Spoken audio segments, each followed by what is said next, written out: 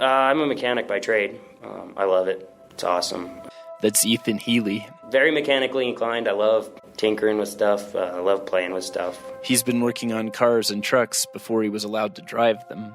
The most bizarre and random things that you would never expect to happen can have the biggest impact on your life. And not only your life, but somebody else's life. In 2021, an unexpected event saw this young mechanic receive one of Cheyenne, Wyoming's highest honors. So I was honored by Cheyenne Frontier Days. I think it was like the hero of the day or something like that. Like they put me on the big Jumbotron, gave me a super cool belt buckle, $500 gift certificate to our local steakhouse. I was over multiple news channels, KGWN, I think Wyoming News. In this episode of That Doesn't Happen Every Day, in which we interview everyday people about things that don't normally happen every day. And just because it was kind of like a freak of nature, you know? We find out what Ethan did in Wyoming's Magic City that made him a hero. I was covering the hospital service, so I was working as a pediatric hospitalist. That's Dr. Andrew Rose. He works at the hospital in downtown Cheyenne. We cover any sort of new deliveries and babies that come in. You just have to have someone on call in case there's an emergency. Say there is a woman that goes into labor early and they need to have a pediatrician there for the delivery, those sorts of things. In March of 2021, Winter Storm Xylea came across the western states, dumping massive amounts of snow over the Rocky Mountains, and gave all 64,000 residents of Cheyenne a white Christmas just in time for spring break.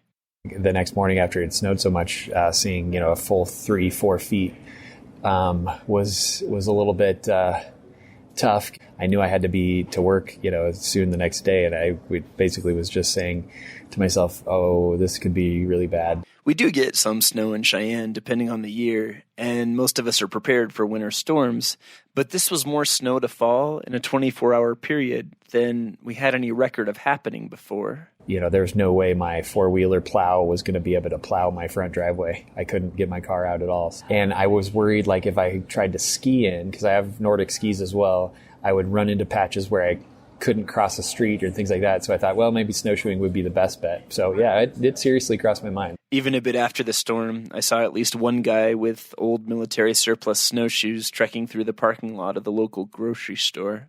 I knew that there were other people out and about. People in trucks were driving around. And so I kind of thought, well, worst case scenario, maybe I can hitchhike. Well, Dr. Rose was worried if someone would need him at the hospital. 17-year-old Ethan Healy was having a very different experience. I've never seen Cheyenne so covered in snow, and I actually happened to have my snowmobiles home at the time. There's just these snow drifts everywhere, and bounce, bounce, bounce. Went over, checked on my grandparents just to make sure they were doing okay and everything like that, and then I was just riding around, and some guy flagged me down, actually, and he said, he needs to go to the hospital, he's got a patient. I was like, yeah, let's go for it. All right, hop on, let's go for a ride. And so then he just hopped on and took him to the hospital. Ethan's first passenger that day, who basically hitched a ride like Dr. Rose was thinking about doing, wasn't Dr. Rose. In fact, Ethan's mom, doctor of veterinary medicine, Tiffany Healy, would become a big part of helping Ethan help a lot of people during the storm. Yeah, Tiffany Healy let us know that her son had started snowmobiling people around. My mom posted something on Facebook, and next thing I know, word's getting out there and everything, and she reached out to us, and I said, well, yeah, that would be great. I could totally ride a snowmobile in. Well, my wife is a photographer, so of course she had to have her camera out there to take photos of us as I got onto the snowmobile. Just bundled up in snow gear and everything with his backpack, and yeah, all right, let's go, man.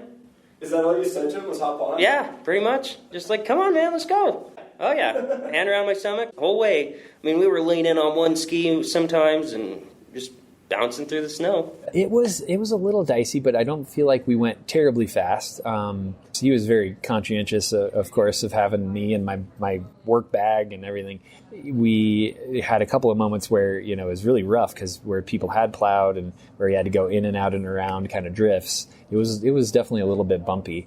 Such rough terrain, especially on a snowmobile that's not meant for this sort of stuff. A trail snowmobile is meant for something that's on the trail that's a groomed path, and obviously this was not a groomed path. It's city streets that are covered in 4 feet of snow, and so it was very easy to get stuck. Yeah, you just have to dig out the track and everything, and I had to do that multiple times. What should be a 7-minute drive turned into a 30-minute ride. And he took me about most of the way out to where the hospital is. As Ethan got close to the hospital, plows had made it through some of the downtown streets, and there Dr. Rose linked up with the hospital's emergency shuttle service.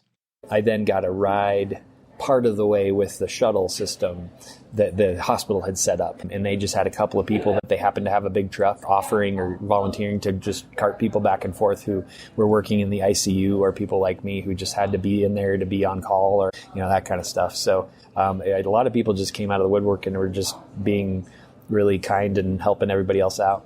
And so it was kind of good that I was able to be around just to help kind of take care of a baby who was early.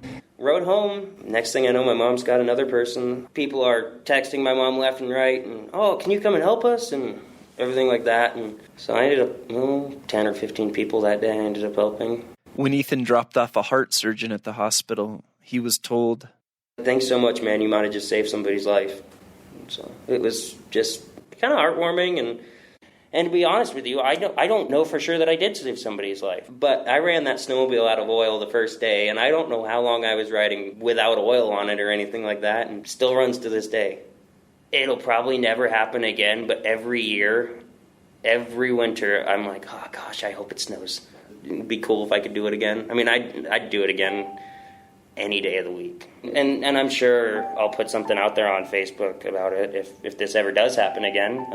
I think that's part of a good person, is to be willing to help somebody in a situation of need.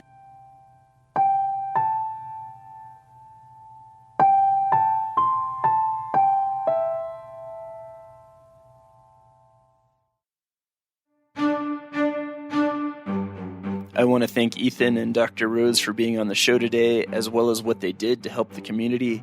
I also want to thank Ethan's mom, Dr. Tiffany Healy, who helped coordinate rides for a lot of people during the storm, and who was good enough to put me in touch with Ethan and Dr. Rose for these interviews.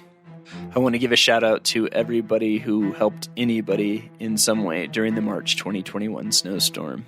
That Doesn't Happen Every Day regularly plays on Wednesdays on KHOL. However, you can also listen to every show I've ever done completely for free by just doing a search for That Doesn't Happen Every Day. Every day is 2 words in this case, and you can get the full archive of past shows. I hope you enjoyed this, and I hope to have a new episode to you in about 2 weeks. Thanks.